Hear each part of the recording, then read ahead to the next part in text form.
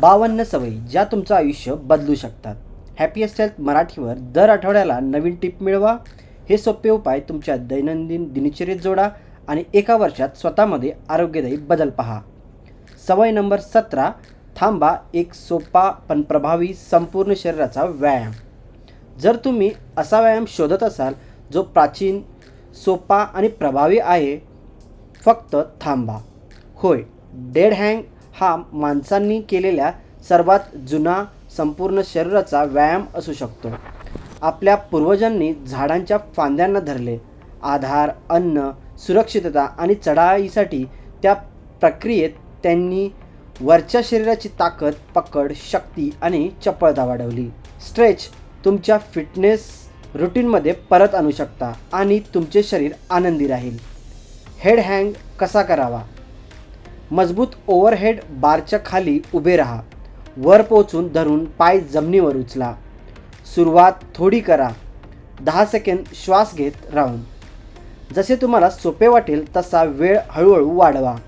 इतकंच सोपं आहे पण खूप प्रभावी आहे. कसे काम करते? हेड हँग अनेक स्नायू गटांना एकाच वेळी व्यायाम देते. खांदे, वरचा पाठ, हात, मनगट, कोर आणि कंबराभोवतीचे स्नायू. हे साध्या पद्धतीने संपूर्ण शरीराला स्ट्रेच देतो. फायदा नंबर 1. मजबूत पकड. पकडशिवाय हेड हँग नाही. जेव्हा तुम्ही तुमचं संपूर्ण वजन धरता तेव्हा हात आणि मनगटाचे लहान स्नायू आणि टेंडन्स मजबूत होतात. पकड शक्ती फक्त जिमसाठी नाही, ती रोजच्या आयुष्यात मदत करते आणि हृदयाच्या आरोग्यासाठीही फायदेशीर आहे.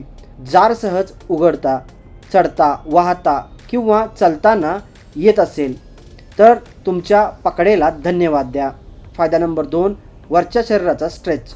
हँगिंग केल्याने कंबर सरळ होते आणि वरच्या शरीराचे स्नायू स्ट्रेच होतात. खांद्याच्या ब्लेड्स आणि पाठीमधील स्नायू सक्रिय होतात. काही लोकांचे खालचे पोटदुखी कमी होऊ शकते. संपूर्ण वरच्या शरीराला खोल स्ट्रेच देण्याचा सोपा मार्ग आहे. फायदा नंबर 3. चांगले पोश्चर. हेड हँग नैसर्गिकरित्या कंबराला आराम देतो.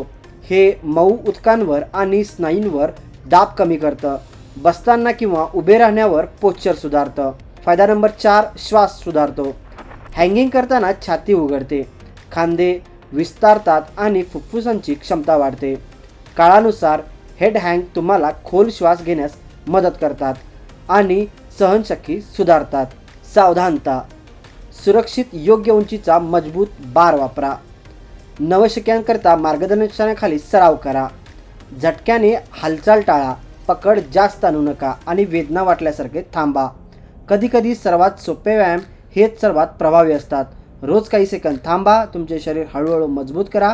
हलके आणि समतोल होईल. धन्यवाद.